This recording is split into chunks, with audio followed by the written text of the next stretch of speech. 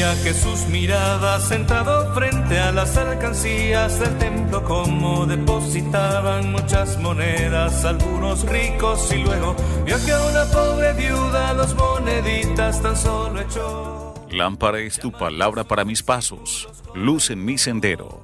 Reflexión del Evangelio con Monseñor Nelson Jair Cardona Ramírez, obispo del Guaviare.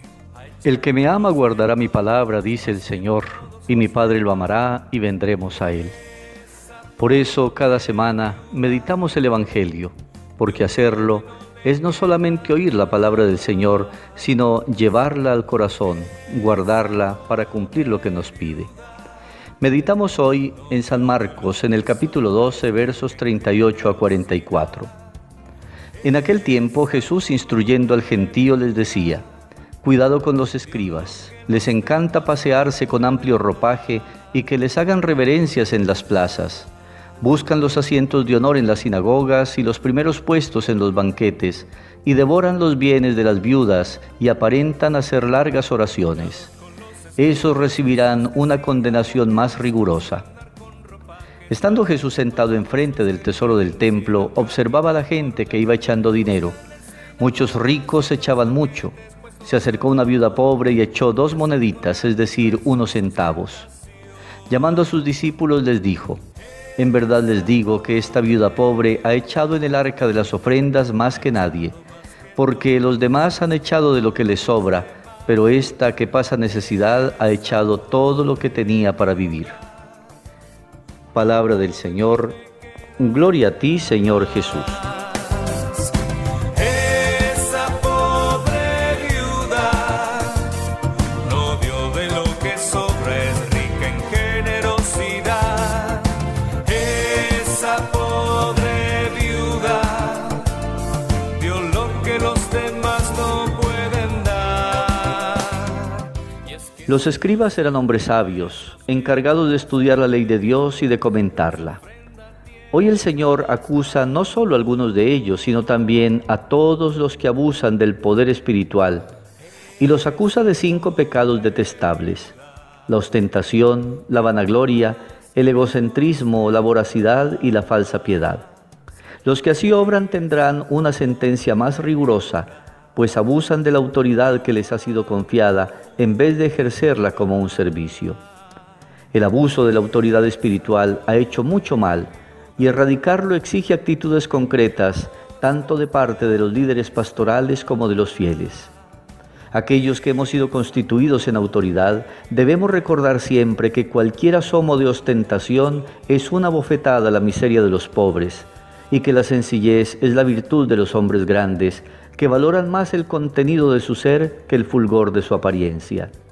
El hombre de Dios sabe que la auténtica belleza es el esplendor del bien y de la verdad que habitan en su corazón, que lo demás no es más que adorno estético. El auténtico hombre de Dios es discreto, se aleja de los escenarios que aplauden su grandeza y de los falsos seguidores que explotan su vanidad con la adulación. Y esto porque sabe que quien se dedica a exaltarse a sí mismo arruina la esencia de su vida, pues fuimos hechos para darnos, para donarnos y para que la gloria sea dada a aquel de quien hemos recibido todo, solo Dios. San Pedro en su carta nos invita a conjurar la tentación de la voracidad y del abuso, pidiéndonos que cuidemos del rebaño de Dios que ha sido puesto a nuestro cargo, de buena voluntad como Dios quiere, y no forzadamente ni por ambición de dinero, sino de buena gana, comportándonos no como dueños y tiranos de los que están a nuestro cuidado, sino procurando ser ante todo un ejemplo para ellos.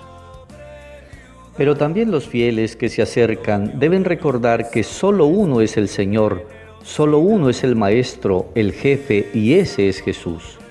No pueden los fieles endiosar a ningún ser humano, por grande que sea el título que ostente o el carisma que pueda tener. No pueden someterse de modo irracional a su voluntad, ni pensar que la gratitud por los favores recibidos exige tolerar la manipulación indebida. Deben tener siempre claro que la propia dignidad no se negocia. Tampoco pueden dejarse someter por miedo ante nadie que recurra a la amenaza de los castigos divinos, pues Jesús mismo nos pide desterrar el miedo en nuestra relación con Dios y fundarnos en el Dios que nos atrae desde el amor, y que nos serena con su ternura y nos invita a salir de nuestras postraciones más con la suavidad de su propuesta que con el terror de su amenaza. Frente al riesgo de explotación económica, deben los fieles recordar que si bien hay que contribuir para el sostenimiento del culto y de quienes lo ofrecen, cada uno da de acuerdo a su capacidad. En el Evangelio de hoy, los ricos daban de lo que les sobraba, la viuda pobre de lo que necesitaba para vivir. Pero ante los ojos de Dios, que tiene unas matemáticas distintas a las nuestras, la ofrenda más valiosa fue la de la sencilla mujer. Aunque debemos aportar para el sostenimiento de las estructuras de evangelización, el cielo no puede comprarse con dinero. Él es un regalo, un don, una dádiva generosa de su dueño, aunque sea también cierto que el Señor valora aquello que dimos para que otros tuvieran una vida más digna, una vida mejor. Los líderes del pueblo de Dios debemos, pues, erradicar todo gamonalismo en nuestros acercamientos pastorales, y los fieles deben evitar todo comportamiento servil que los haga vulnerables.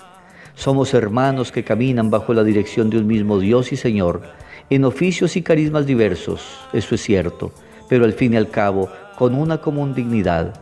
Somos hijos de Dios y con un parentesco espiritual único, somos hermanos entre nosotros.